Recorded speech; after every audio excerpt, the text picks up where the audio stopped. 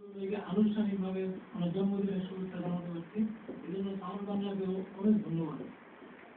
আমি বক্তৃতা দীর্ঘায়িত করবো না, আমি একটি খসড়া কবিতা পড়ছি।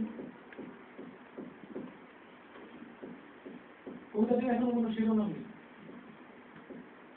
যে বন্ধু আমার কোনোদিন রাখেনি হিসেব সময়ের গমনের, একদিন সেও সসময়ে হাজির, কোনো আলস্যতা নেই, সহজা তো স্বাভাবিকতা।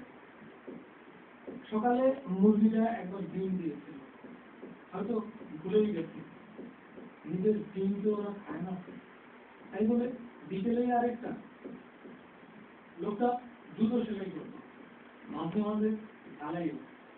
হঠাৎ তার চুল কাটতে ইচ্ছে করল, ফুল কাটি কিনে বৃদ্ধি জনসম্পর্ক পরিমাণ মালটা কি হাঁস ছাড়া আবার কি।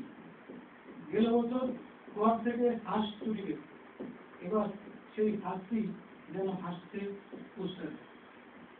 লক্কর ঝক্কর গাড়িটা আরোহীর মুখের ওজনেই গতি পায়, আর রাস্তাও তাকে প্রসারিত করে।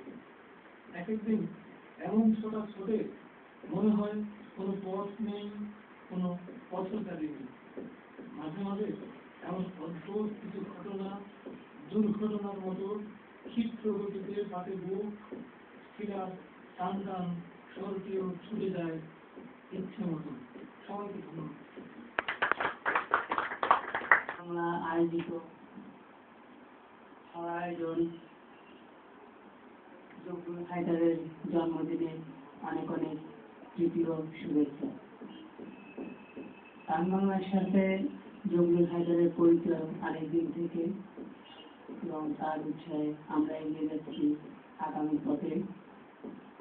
আজ তার অনুষ্ঠানে আমি আসতে পেরে সত্যি আনন্দিত বোধ করছি, কেন উনি একজন কুলি ছড়াকার, আর তারই জন্মদিনে আমার মতো সামান্য একজন মানুষ এসে একটা